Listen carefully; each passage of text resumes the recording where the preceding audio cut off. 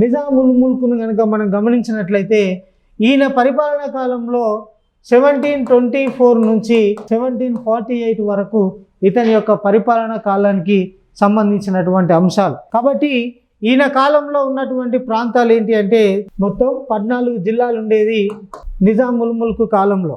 ఎన్ని ప్రాంతాలు కలిపి?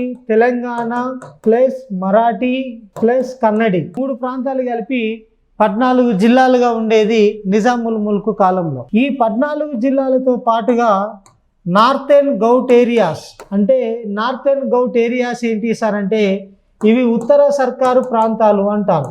ఈ ఉత్తర సర్కారు ప్రాంతాలు ఏంటి సార్ అని అంటే 1 శ్రీకాకుళం అనేటువంటి ప్రాంతం, 2 ఏలూరు అనేటువంటి ప్రాంతం, 3 రాజమండ్రి అనేటువంటి ప్రాంతం, 4 మచిలీపట్నం అనేటువంటి ప్రాంతం, 5వది గుంటూరు అనేటువంటి ప్రాంతం. శ్రీకాకుళం, ఏలూరు, రాజమండ్రి, మచిలీపట్నం, గుంటూరు ఈ 5 ప్రాంతాలను ఏమంటారంటే నార్థెన్ గౌట్ ఏరియాస్ అని అంటారు, ఉత్తర సర్కారు ప్రాంతాలు అంటారు. ఈ ఉత్తర సర్కారు ప్రాంతాలతో పాటు 14 జిల్లాలను పరిపాలించినాడు నిజాముల్ ముల్క్. ఇతని కాలంలో ఎలాంటి విభేదాలు లేవు.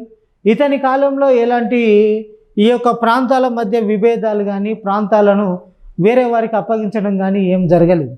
కానీ ఇతను పరిపాలించిన తదనంతరం 1748లో ఇతడు మరణించిన తర్వాత ఇతని తర్వాత వచ్చినటువంటి వ్యక్తి నాసిర్ జంగ్ అనేటువంటి వ్యక్తి, ఇతని కాలం మరియు ముజఫర్ జంగ్ మరియు సలాబత్ జంగ్ ఈ 3 కాలాలలో మాత్రం కొంత హైదరాబాద్ సంస్థానము కొంత డిస్టర్బ్ కావడం అనేది జరిగింది అడ్మినిస్ట్రేషన్లో వీళ్ళ 3 కాలంలో ఎక్కడెక్కడ నాసిర్ జంగ్, ముజఫర్ జంగ్, సలాబత్ జంగ్ కాలంలో మన దగ్గర మన రాజ్యంలోకి బ్రిటిష్ వర్సెస్ ఫ్రెంచ్ వారు ఎంట్రీ కావడం అనేది జరిగింది.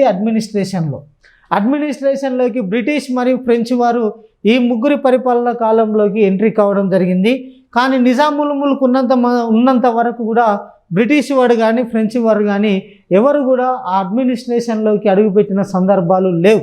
కానీ ఈ 3 పరిపాలన కాలంలో మాత్రం బ్రిటిష్ వారు ఫ్రెంచ్ వారు వాళ్ళు తలదూర్చుకోవడం అనేది జరిగింది. ఆ తలదూర్చుకున్నటువంటి నేపథ్యంలో అప్పుడే ఇక ఈ నిజాముల్ ముల్క్ మరణించినాడు ఈ ప్రాంతాలతోనే ఉన్నాయి. తర్వాత నాసిర్ జంగ్, ముజఫర్ జంగ్, సలాబత్ జంగ్లు వాళ్ళ అడ్మినిస్ట్రేషన్లో కొంత డిస్టర్బ్ జరిగింది. దాని తర్వాత వచ్చినటువంటి వ్యక్తి ఎవరు అనంటే